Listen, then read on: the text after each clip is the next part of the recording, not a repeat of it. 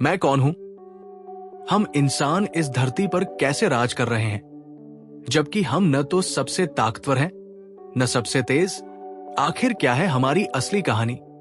क्या आपने कभी सोचा है कि आज का इंसान यानी होमो सेपियंस इस धरती पर कैसे सबसे प्रभावशाली प्राणी बन गया? क्या हम शुरू से ही इतने ताकतवर थे? बिल्कुल नहीं। सेपियंस किताब इंसान की कहानी बताती है, उस यात्रा की जिसे तय करके हम जंगल से शहरों तक पहुंचे, एक जानवर से देवता बनने की राह पर निकले। ये किताब न केवल इतिहास की घटनाओं को बताती है, बल्कि हमारे समाज, सोच और भविष्य की दिशा को समझने का एक जरिया है। लेखक युवाल नोहा हरारी इतिहास को केवल तारीखों या घटनाओं की लड़ी मानने की बजाय एक विचार क्रांति के रूप में प्रस्तुत करते हैं। ये विस्तारित सारांश 3 प्रमुख भागों में प्रस्तुत है। प्राचीन से आधुनिक मानव तक का सफर, सामाजिक राजनीतिक संरचनाओं का विकास। 70,000 साल पहले अफ्रीका के किसी कोने में एक छोटा सा प्राणी था, कमजोर, डरपोक, झुंड में रहने वाला। नाम था होमो सेपियंस। वो शेर से तेज नहीं था, हाथी जितना भारी नहीं था, नहीं उसके पास चील जैसी नजरें थी। लेकिन फिर भी आज वो उड़ते जहाज बना चुका है, चांद पर झंडा गाड़ चुका है, दूसरे ग्रहों पर जिंदगी खोज रहा है। होमो सेपियंस की विशेषता कल्पना करने की क्षमता। इंसानों और अन्य प्राणियों के बीच सबसे बड़ा अंतर है हमारी कल्पना करने की क्षमता। जानवर जो देखता है उस पर प्रतिक्रिया देता है, पर इंसान वो सोच सकता है जो सामने मौजूद नहीं है।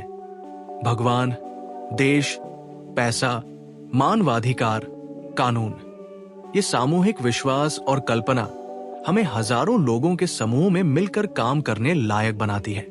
भाषा और गपशप का महत्व। हमारी भाषा केवल वस्तुओं के नाम बताने की नहीं, बल्कि कहानियां सुनाने की क्षमता देती है। गपशप एक सामाजिक तकनीक है जो सामाजिक बंधनों को मजबूत बनाती है। एक औसत व्यक्ति दिन भर में 60% संवाद गपशप में खर्च करता है। होमो सेपियंस का विस्तार। 70,000 से 30,000 साल पहले सेपियंस पूरी दुनिया में फैल गए।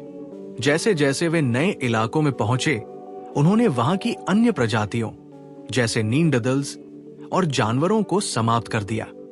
कल्पना इंसान की सबसे बड़ी ताकत। कई जानवर शिकार करते हैं, झुंड में रहते हैं, बच्चों की परवरिश करते हैं, लेकिन इंसान अलग है, क्योंकि इंसान कल्पना कर सकता है। हाँ, कल्पना, ऐसी चीज जो असल में होती भी नहीं, पर हम सब उस पर विश्वास करते हैं। भगवान, पैसा, कानून, राष्ट्र, धर्म, ये सब कल्पनाएं हैं, और यही हमें एक दूसरे से जोड़ती है। एक बंदर दूसरे बंदर से कह नहीं सकता, अगर तुम मुझे केले दो तो ऊपर मरने के बाद स्वर्ग मिलेगा। पर इंसान कहता है, और दूसरा इंसान मान भी लेता है। यही शक्ति हमें मिली कहानियां गढ़ने की। और जब सैकड़ों हजारों लोग एक ही कहानी पर भरोसा करने लगे, तो सभ्यता बनी। 2 कृषि क्रांति, एग्रीकल्चरल रेवोल्यूशन, लगभग 10,000 वर्ष पूर्व। हरारी इसे इतिहास की सबसे बड़ी धोखा कहते हैं। क्यों? उत्पादन बढ़ा, पर जीवन कठिन हुआ। खेती से खाना अधिक मात्रा में मिलने लगा, पर इसका पोषण कम हो गया। लोग कम विविधता वाला खाना खाने लगे। स्वतंत्रता का अंत। शिकारी समूह घूमते थे, लेकिन किसान एक जगह बंध गए। शरीर की मेहनत बढ़ी, आराम घटा। जनसंख्या विस्फोट। अधिक अन्न, अधिक बच्चे, अधिक काम करने वाले, अधिक अन्न की आवश्यकता और मेहनत। एक अनंत चक्र। संपत्ति और असमानता। जमीन और अन्न के संग्रह ने अमीर गरीब की खाई बनाई। सामाजिक ढांचे जैसे जाति, वर्ग पैदा हुए। समाजों का एकीकरण, यूनिफिकेशन ऑफ ह्यूमन काइंड। बढ़ती जनसंख्या और जटिल समाजों को एक साथ बांधने के लिए इंसानों ने 3 बड़ी व्यवस्थाएं बनाई। पैसा, दुनिया की सबसे सफल कल्पना। हर कोई इसे मानता है, चाहे धर्म, भाषा या जाति कुछ भी हो। बार्टर सिस्टम की जटिलताओं को खत्म किया। साम्राज्य। साम्राज्य केवल राजनैतिक शक्ति नहीं थे, उन्होंने भाषा, संस्कृति और कानून को फैलाया। उदाहरण, रोमन साम्राज्य, मौर्य साम्राज्य, मंगोल साम्राज्य। धर्म। धर्मों ने नैतिक आचार संहिताओं को स्थिर किया। धर्म के बिना बड़े समाजों को जोड़ना संभव नहीं होता। वैश्विक धर्म जैसे ईसाईयत, इस्लाम, बौद्ध धर्म का उदय हुआ। वैज्ञानिक और औद्योगिक क्रांति। 4. वैज्ञानिक क्रांति, साइंटिफिक रेवोल्यूशन, लगभग 500 वर्ष पूर्व। ज्ञान की भूख। पहली बार इंसानों ने यह मान लिया कि हम सब नहीं जानते। ये मान्यता विज्ञान का आधार बनी। परिणाम, खोजों की बाढ़, अन्वेषण और साम्राज्यवाद। कोलंबस, वास्को डी गामा ने समुद्र पार नए क्षेत्र खोजे। वैज्ञानिकों को राजाओं ने सहायता दी ताकि वे और क्षेत्र जीत सके। आधुनिक शिक्षा, विश्वविद्यालयों, अकादमियों और प्रयोगशालाओं का निर्माण। गणित, जीव विज्ञान, भौतिकी, रसायन विज्ञान, खगोल शास्त्र, सब में विकास। 5. औद्योगिक क्रांति, मशीनों की शक्ति। भाप इंजनों ने काम की परिभाषा ही बदल दी। एक मशीन इंसानों से कई गुना तेजी से काम कर सकती थी। शहरीकरण, लोग गांवों से शहरों की ओर भागे। औद्योगिक शहरों का उदय हुआ। Manchester, Berlin, Mumbai. पूंजीवाद। निवेशक, शेयर बाजार, बैंक पूंजीवाद के मूल स्तंभ बने। हर चीज को लाभ और हानि के तराजू में तौला जाने लगा। उपभोक्तावाद, उत्पादन के साथ साथ खपत भी बढ़ी। लोग सिर्फ जरूरत के लिए नहीं, इच्छा के लिए चीजें खरीदने लगे। भाग 3, भविष्य की ओर। 6. होमोडोज, भविष्य का मानव।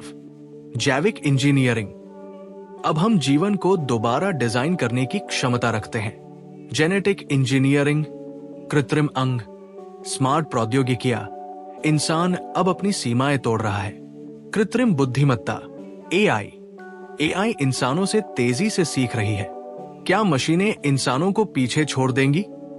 अमरता की खोज, अब मृत्यु को भी एक हल करने योग्य समस्या माना जा रहा है।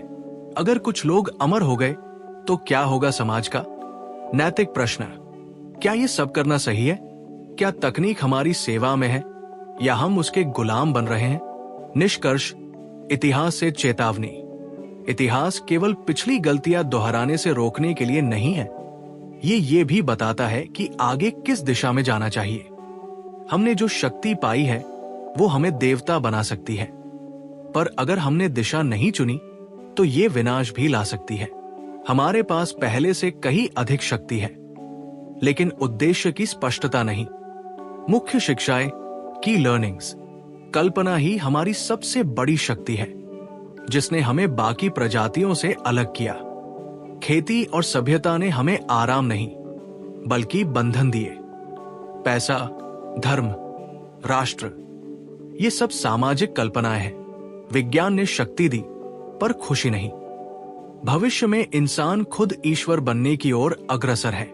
इतिहास को समझना अनिवार्य है ताकि हम अपना भविष्य सोच समझकर तय कर सकें। अंतिम शब्द, सेपियंस सिर्फ एक इतिहास की किताब नहीं, ये एक दृष्टिकोण है, एक चेतावनी है और एक मार्गदर्शक भी। ये हमें हमारी जड़ों की ओर लौटने, वर्तमान की सच्चाई को पहचानने और भविष्य को सही दिशा देने की प्रेरणा देती है। अगर आप इंसान और इंसानियत को समझना चाहते हैं तो ये किताब आपके लिए अनमोल खजाना है।